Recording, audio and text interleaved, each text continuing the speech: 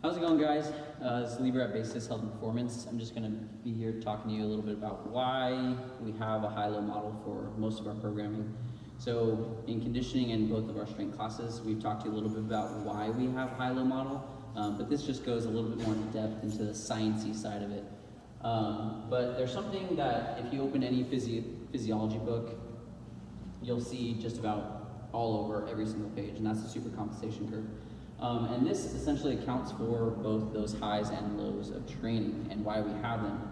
Really fast, I'm just going to kind of show you, it's kind of zoomed in photo on the actual curve, but this horizontal, the horizontal curve is our time, and then our vertical curve is our fitness.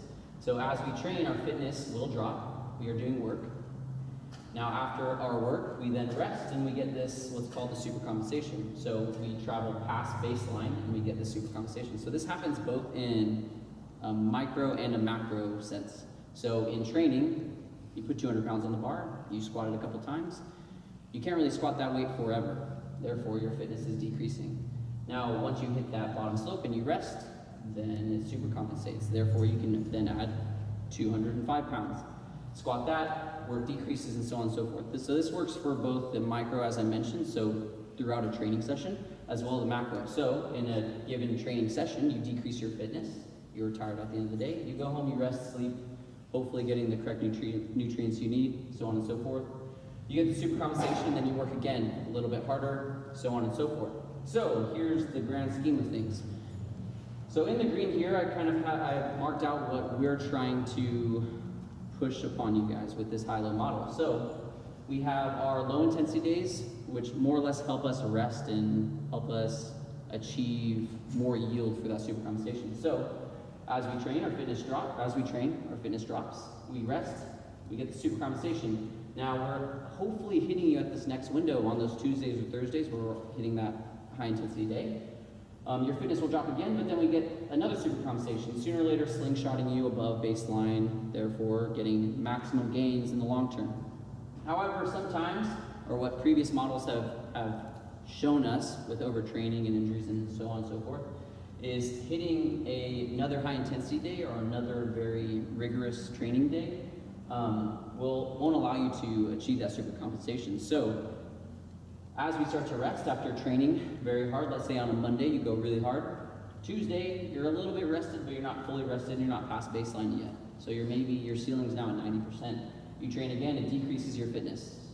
You rest a little bit, not enough, decreases your fitness again, so on and so forth. Sooner or later ending in catastrophe, which would be an injury or overtraining, or just no gains at all. So this is just a little bit more depth into why we have those highs and lows. So back to this curve.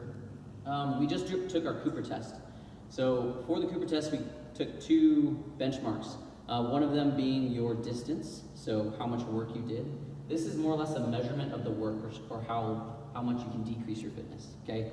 The idea being the lower you can decrease your fitness, the harder you can push, the more the supercompensation curve will kind of slingshot you past baseline. And the second reading was our heart rate recovery, so that was a measure of our rest. So the better the heart rate recovery, the more incline that rest period. Therefore, you get more frequency of supercompensation, therefore more frequency of gains. Now, with that all said, I know sometimes in our AZT classes, it's really hard to stay in that green area, but this is just the exact science of why we do that high and low model. It's for your benefit in the long term to keep you not only healthy, but increase your performance, as well as your everyday life. So we know you're not training to become the next Olympian, but not only measuring performance is really important, but also measuring your heart rate recovery.